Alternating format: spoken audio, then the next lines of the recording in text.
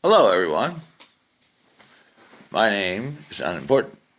I'm just your friendly neighborhood scarecrow, advisor to all, to let you know my top 10 tricks, tips, and innuendos on how to be a proper Uber driver and Lyft.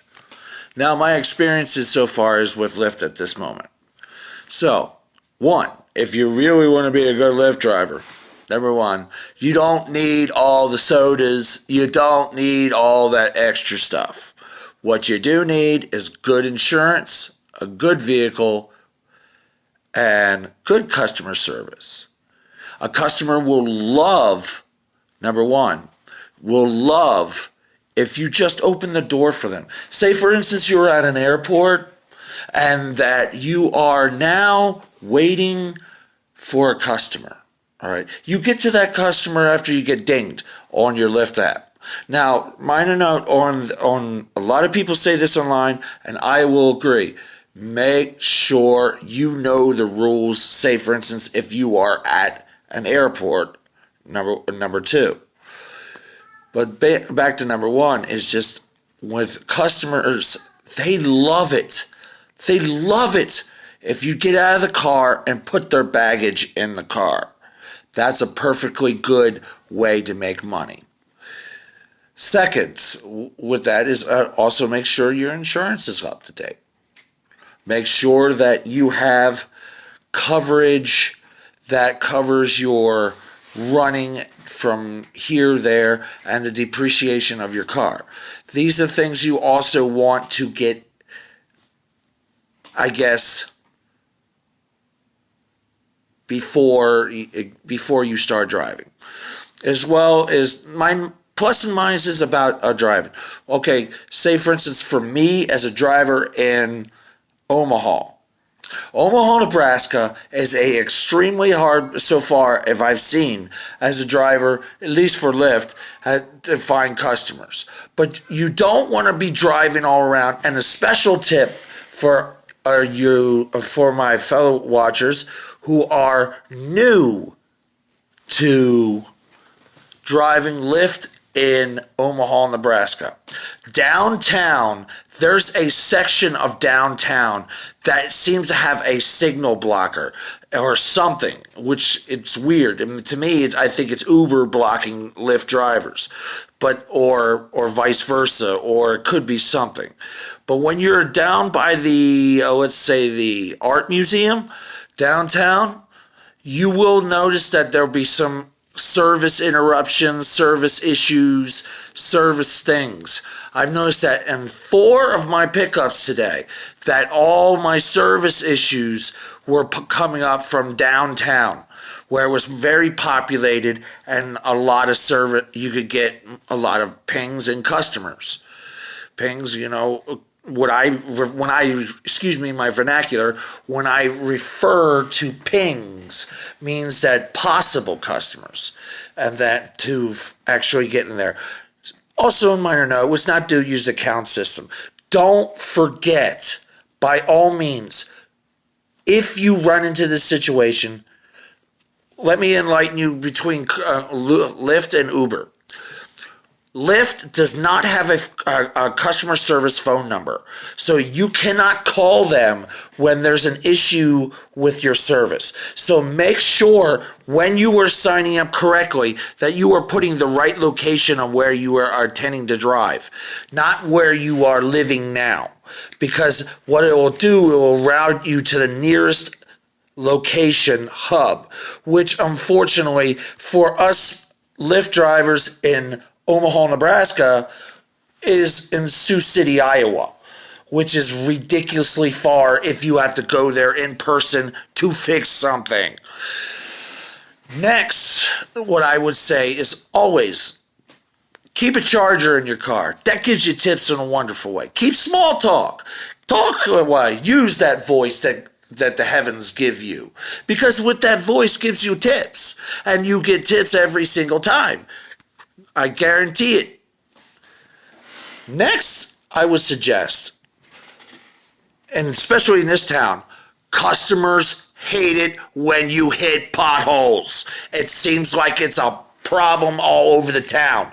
But remember to try at least not hitting the potholes directly, because it will affect your rating and your tips, at least in this town. That's all I know of. Let's see, what else? Next, I would also suggest packing a lunch. Packing a lunch will make your funds less spendable, and you're making more per hour than going to buy food at restaurants all the time. It will hurt your wallet, I guarantee it. My next thing I would also suggest is hot spots. Great hot spots around town. Council Bluffs, good hot spot. The airport, but minor note, when you're at the airport, make sure that you have the right credentials to be at that airport. If you do not have a Lyft sign yet, do not be at that airport. If you do not have anything that marks that, do not be at that airport. So there's other options. Now I've taken a suggestion I've just learned from another driver today, was to maybe try 113th Street and Council Bluffs in downtown. Also, keep a minor note, if you are at the airport, there's an app, by the way. They let you know the peak times when airplanes are coming in. So you want to have the flight schedules of Epley Airfield. That's a very important way to know when your customer base is coming in.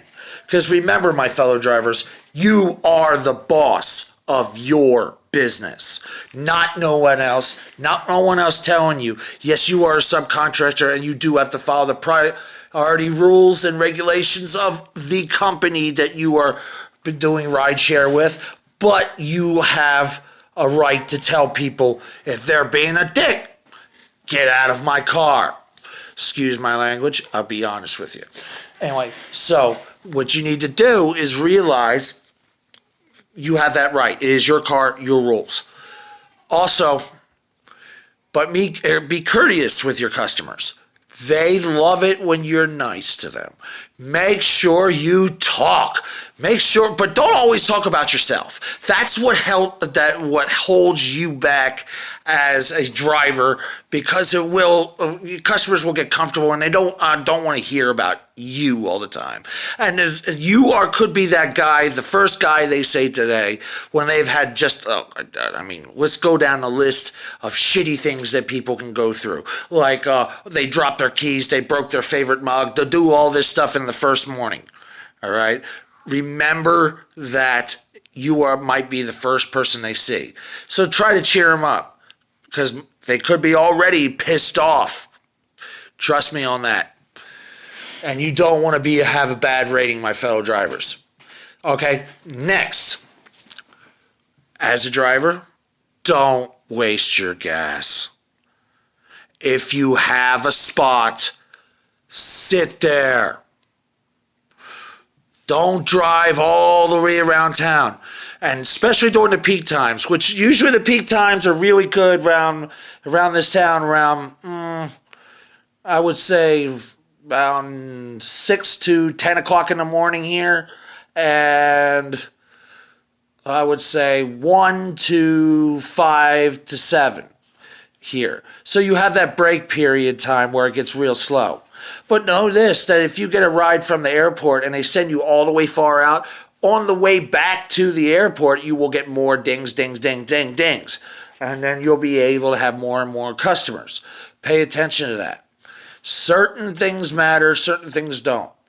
My experience is don't pass up a customer, because then you are passing up your own money. When you know it's time for the day, you finish off with your last customer with a flair. Make sure, hey, you're my last customer today. Have a wonderful day.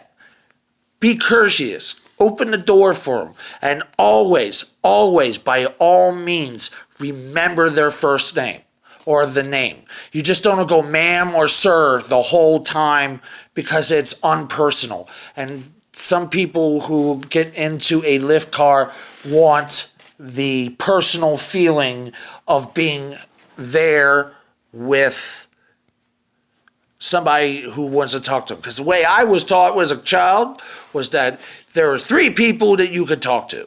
One, your bartender. Two, your taxi driver. And three, your guidance counselor, I guess. But that's the people in your life. Oh, yeah, and your barber. The third one was the barber.